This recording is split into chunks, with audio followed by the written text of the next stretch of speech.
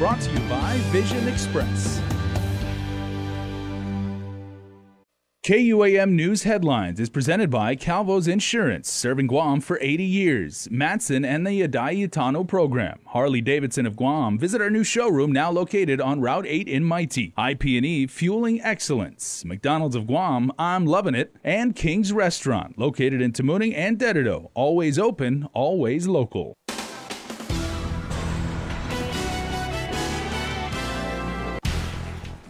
Ahead on Primetime, the latest on the homicide in Chalampago and the recent homicides which remain unsolved. Plus, a former priest accused of clergy sex abuse wants to go to trial now.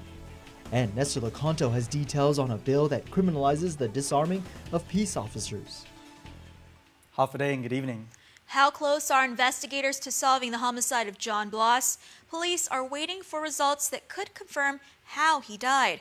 But this latest homicide no doubt has some in the community on edge. That's the feeling Blas's neighbor Ben Atta expressed to us today. He says he told investigators his nephew found the body on Saturday, right before police had been called to the scene. Atta sharing frustration after he alleges police turned his story around and accused him of being the prime suspect. Because we are all suspects to define who did it. A quiet neighborhood rocked. Police now days into what's become a homicide investigation on Chalanchirik and Chalampago. The victim, 51-year-old John Blas. I don't know, they're doing their own scenario that of what happened. And I already tell them what happened, and they still don't want to believe us what happened. Ben Addett lives next door to the Blas family. He says his nephew found Blas lifeless on the ground at the jungle line nearby. Saturday just came and questioned us. They even tell us to go to their office to question us more in prison. So we did, we cooperated. Investigators have yet to release details of Blas's injuries. But our investigators continue to do interviews, continue to canvass the area. But Addett, who says he was only trying to help police, alleges authorities were treating him as if he was the killer. So they came up with their own scenario since they found it close to my area. What was their scenario? The scenario is that I fought with him. I argued with him. He fell down and he hit his head and then he died. Or it was an accident. But you're saying that's not what happened? That's not what happened. Addett tells KUAM he never had any issues with Blas. He even described Blas as a hardworking man who always helped others. The situation with investigators, however, still has Addett upset. Let them know that those guys next time to be nice to people that are trying to cooperate. Not try to insinuate some things and assume. We need the community's help in bringing resolution to this case. The police department, meantime, says they understand the concerns from the community. Blas's death, now the latest homicide for investigators to solve. As authorities look to the public for help, GPD Sergeant Paul Tapau admits this particular part of the village did not have a neighborhood watch program in place. Could that have made a difference? Absolutely. You know, it really is, you know, when I say this, and I say this with a wholehearted approach, because you know, you're empowering the community to take ownership, each resident to take ownership of their community. So through the empowerment process of where you now are the steward of your community, it's you being that steward that reports suspicious activities. Criminal investigators are waiting for the chief medical examiner to provide results of the analysis that could tell them the victim's cause of death. For now, Atta and others living here just hope Blas's killer is captured. I'm really truly sorry about that. You know, my grief to them. None of these things have anybody here want to happen. Anyone with information is asked to call Guam Police or Guam Crime Stoppers at 477-HELP. That's 4357. A Superior Court judge has denied the Guam Police Department's motion for reconsideration in the case involving former Police Colonel Mark Charfus. Charfus is facing misdemeanor charges for official misconduct and obstructing governmental functions connected to a December 2016 incident in Agate. Then he was seen on police body cam footage yelling at a junior officer who was responding to a report of fireworks at a home in that village. In May of this year, Judge Vern Perez granted a motion to dismiss the demotion appeals against Charfus. The Civil Service Commission voted in Charfus' favor of August last year. The government then wished to call Charfus first to testify during the appeal hearing, but CSC protocol requires the employee testify last.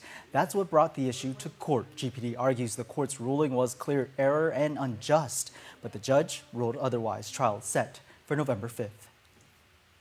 This clergy sex abuse defendant wants to go to trial now. Former priest Joe R. St. Augustine is one of the few not settling for settlement. The elderly man wants to face a judge and jury while he can still speak for himself. Here's more.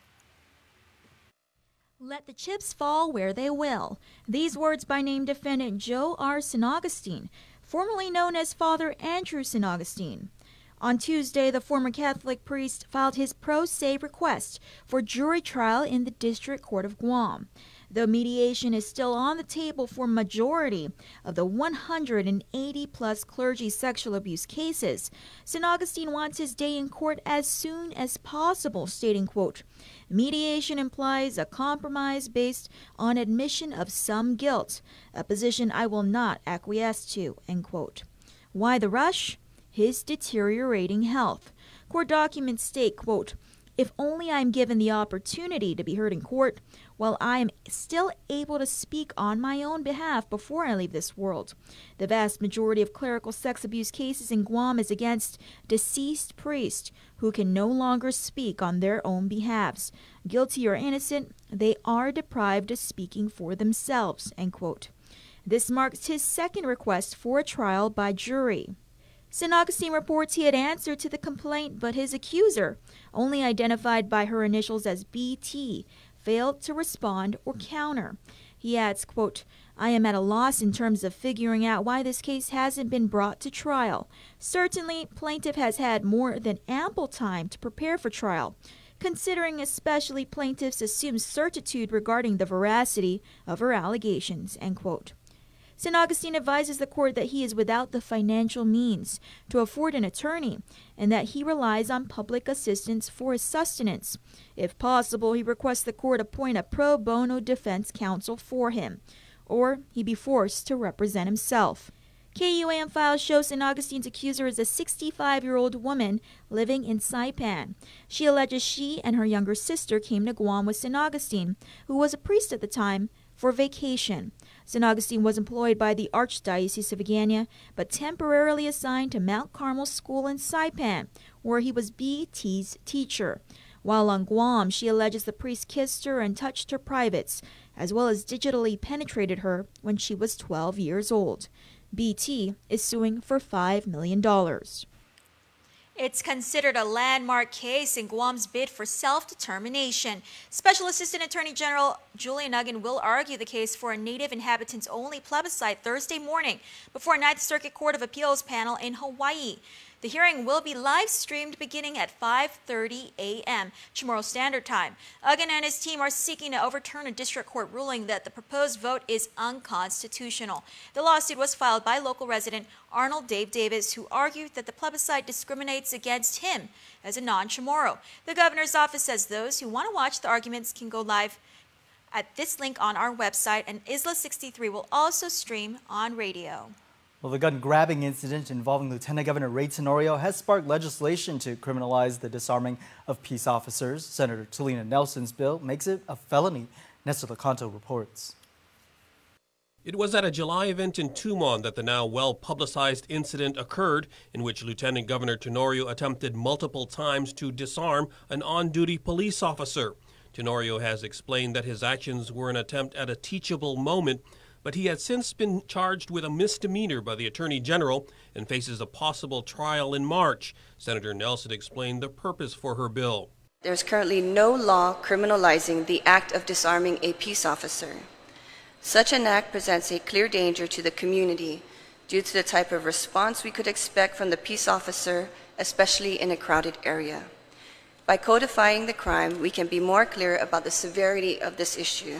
She also made it clear that regardless of what happens with the Lieutenant Governor's case, her bill would have no impact. This bill was introduced in response to the lack of a statute criminalizing the act, as these charges would not be applicable to this certain situation, as it would be enacted after the fact. She also referenced another more serious gun-grabbing incident in 2015 in which murder suspect Dmitry Lobanov disarmed an officer while being booked at the Hagåtña precinct. He used the weapon to kill himself. Lieutenant Steve Amagan is the deputy precinct commander at Hagåtña. He says shortly after the second incident in Tumon, he called for patrol officers to take extra precautions. precautionary measures in the event that other members of our community will follow the trend of disarming our peace officers. This bill, when passed into law, will make the public be aware that it is illegal to disarm a peace officer. Amagan was the lone person to publicly testify on the bill. For Guam's News Network, I'm Nestor Lecanto. The fate of a Korean soccer player charged with rape rests with the jury. This after Judge Arthur Barcinas denied defense's motion for acquittal. Byung-Oh Kim was on Guam back in January with the Sanju Sangwoo soccer team. His 23-year-old accuser alleges he raped her in a room at the Leo Palace Resort. Though defense argued the case should be acquitted because prosecution failed to prove force or coercion, the judge ruled in prosecution's favor. On grounds the victim had testified that she was, quote, frozen and could not otherwise resist, end quote. Closing arguments were heard late this afternoon. Republican Party leaders are asking, where is the love, as they say the Democratic Party is coming down too hard on the Aguin Limtiaco team. Chris Barnett reports. Republican Party leadership chiming in on the increasing divide with the Democrats, with GOP Chair Jerry Crisostomo showing Aguin Limtiaco more love than the Democratic Party is. Crisostomo telling KUAM News the more the merrier when it comes to Aguin Limtiaco's general election write-in campaign, and he called the Democrats' release essentially calling Senator Frank Aguin and Attorney Alicia Limtiaco sore losers a little too much. I think it's a harsh statement from the Democratic Party for one of their own. I think they should have embraced the Aguin Limtiaco campaign early on after the primary. But Crisostomo says he understands why Democratic Party leaders are up in arms about Aguin Limtiaco's impending write-in campaign. Kind of throws off their game plan, obviously, and so it's justifiable that they're concerned about that. KUAM News has confirmed the Aguin Limtiaco team will officially announce their write-in candidacy Saturday night at a rally in Anigua. While some speculate an Aguin Limtiaco write-in campaign would somehow benefit the Republican team of Lieutenant Governor Ray Tenorio and former Senator Tony Atta, Crisostomo disagrees, saying the Bota team has its own troubles to deal with. That's nonsense. I think the Bota campaign, the Republican Party itself, has their own challenges. And we have to remain focused in getting our own candidate elected. Meanwhile, Guam Election Commission Director Maria Pangilinan says write-in votes will only be counted if the total number of write-in votes cast could affect the gubernatorial race.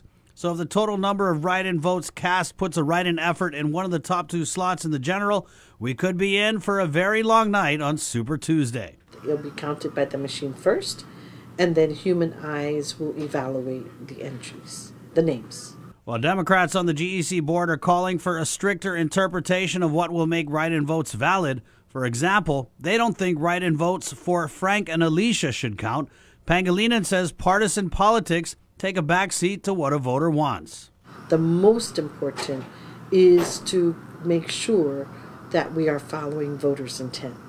So if they miss the U in Aguin or the I in Limtiaco, we can venture to say that it's still Frank Aguin and Alicia Limtiaco if they wrote Frank Aguin and Alicia Limtiaco without those two letters.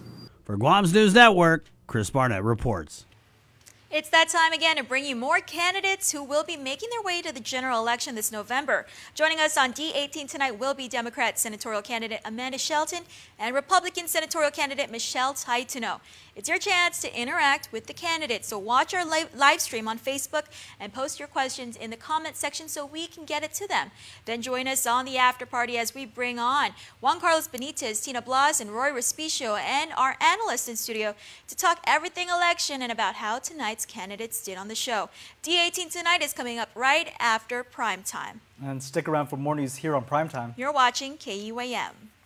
There are more ways to experience Guam via KUAM News, giving you what you want, when you want, and how you want it. From smart devices, Alexa, what's in the news? Here's your flash briefing. Over the web, on mobile, on streaming platforms, with immersive, interactive formats, and via social media where it's more than just content, it's conversation. More ways to keep you informed and entertained whenever you want it, wherever you are, on whatever device you're using.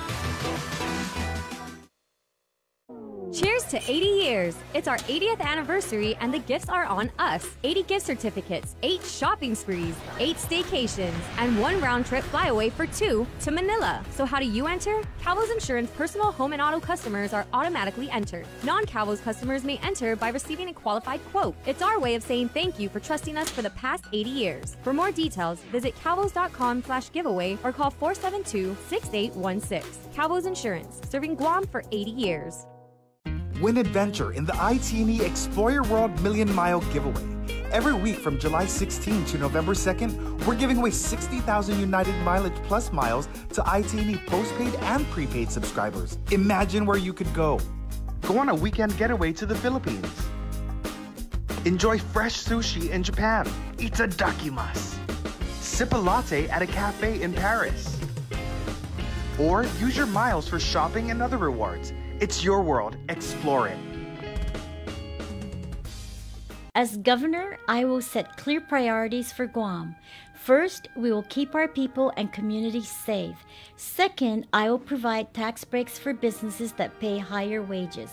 And third, we will invest in education and healthcare. My priorities are creating jobs and strengthening the economy. My commitment is to serve you. I am Lou Leon Guerrero, and I approve this message because I believe together we can strengthen our community and protect our families. Welcome back. Sexually transmitted diseases on Guam reach a record high. According to the CDC, Guam ranks 5th in the nation for cases of chlamydia last year, reporting nearly 700 cases per 100,000 people. The numbers are part of a larger trend in the mainland and Guam, and the U.S. seeing an increase in gonorrhea and syphilis among young ages 15 to 24. Marie Perez, CDC investigator with the STD program at Public Health, says they're working to increase education, but the stats are alarming. The high chlamydia rate is alarming, but it's also just a sign of, like what I said before, it could be based on a variety of different factors. It could just mean that we just need to, increase our education and awareness on island about STDs and kind of, fight the stigma towards them and getting tested. And it could also mean that Guam is just doing a better job at their disease surveillance. Though you can live with an STD, she warns it could lead to complications like infertility and blindness in the future. She encourages you and your partner to get tested for free at Public Health or call 735-AIDS or 2437. Local gas prices are on the rise, up 10 cents, and a continued surge in global oil costs could have a big negative impact on our economy. That was one of the key issues raised by Bank of Guam Chief Economist Joe Bradley during a wide-ranging presentation before the Rotary Club on Wednesday. Bradley says the price of a barrel of crude oil has soared from $45 a barrel 6 months ago to $75 a barrel today. He says that translates into price increases at the pump and a whole lot more. The fuel surcharge from Guam Power Authority is going to go up. A lot of other things are going to happen that affect our economy a lot, and airfares are going to go up too, because fuel is a big part of the cost of flying an airplane. And we need to be prepared, because I can guarantee you, unless these prices come back down and come back down fairly quickly, our economy is going to be disrupted, as it has been several times before, with skyrocketing oil prices. On another topic, Bradley says the continuing non-approvals by USCIS of foreign worker visas or for private sector projects is also holding back the economy. He says a number of potential developments have been lost because of the shortage in construction manpower. Well, they're upping the reward. Guam Animals in Need has increased the reward to $3,000 for information leading to the arrest or grand jury indictment of a dog killer in Jigo. Puga was found shot to death, likely with a handgun, on private property. GAIN previously released a description of a person of interest who reportedly made threats to Puga and other dogs in the neighborhood prior. He is described as a 6-foot Chamorro man with tattoos and short black hair. The man was seen walking near Puga's home with a pregnant woman and 2 young children. Puga and 3 other dogs were shot along the street in recent weeks. The cash reward was donated by anonymous donors as well as the Rotary Club of Guam and Territorial Veterinarian Dr. Thomas Poole. If you have any information, you are urged to call Guam Crime Stoppers at 477-HELP or text 486-HELP. You can also call GAIN at their number 653-4246. Well, Chris, surviving a deadly wound after almost a year in recovery. On Wednesday, conservation officials released an endangered green sea turtle back into the wild. Carmen Terlahi has the story.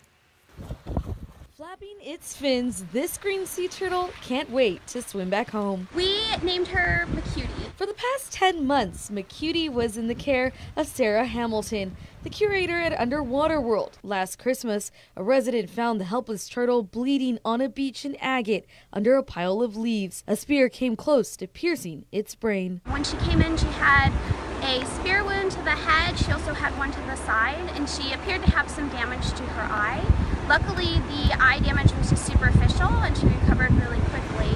But the wounds took a lot more time and extra work to get them to slowly heal. The attack could have ended tragically, but slowly McCutie made a full recovery. Wednesday morning, conservation officers looked on as officials from the Department of Agriculture and biologists released the turtle back into the wild. An exciting moment for vet caretaker Dr. Genevieve Weaver from Wise Owl Animal Hospital. It was just exciting. I love being part of seeing her go. I mean, from when she came in and we thought, oh boy, she may not make it, to taking off, it was awesome. The team hoping to educate the public about preservation efforts. Green sea turtles come, they use the island, some for nesting, but also it's an important foraging site for them. That's why we get a lot of the juveniles around here.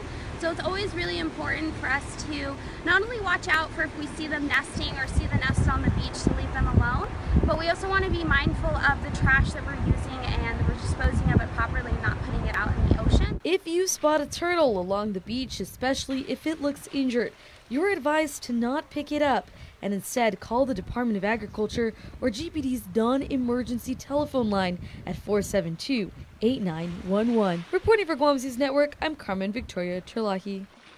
Oh, McCutie crushed it there. It reminded me of Crush from that kids show. What is it? Finding Nemo? Finding Nemo. Best of luck to McCutie. All right, sports is next, but first we'll look at your island weather.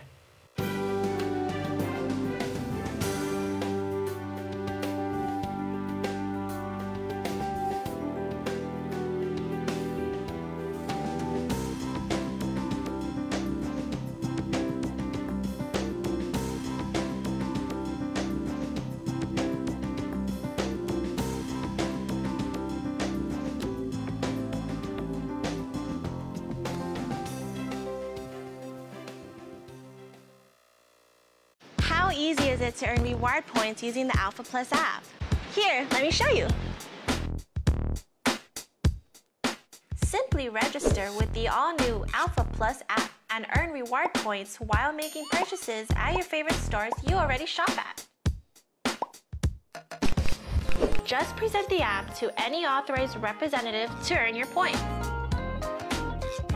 Now that was easy. Alpha Plus, make every day a plus. Half a day, hungry drivers. Are you spending more time on the road? Shell has teamed up with Wendy's so you can buy fuel and eat free. Just fuel up 7 gallons at any Shell station and get a coupon for a Wendy's cheeseburger or chicken nuggets. Or use 2 coupons to redeem a Wendy's cheeseburger meal with fries and a drink. Fuel up at Shell today because this deal won't last long. Quality service, fuel and food from Shell and Wendy's. Chuck E. Cheese's Guam is not all fun and games. Our pizza is delicious with the freshest toppings, oven baked to order. Try the fresh salad bar, sandwiches, and don't forget our mouth-watering wings. Come and eat at Chuck E. Cheese's Guam. MTO, professional janitorial services with a warm hospitality touch. MTO gives that gift year-round. Pressure wash roofs, pressure wash driveways, lawn service, home cleaning, carpet restoration, office cleaning, commercial window cleaning, floor care. When cleaning is in order, MTO has you covered. Call 647-6861 to inquire on how you can receive the maintenance you deserve. MTO, celebrating 30 years with you, Guam. KUAM Sports is presented by Triple J.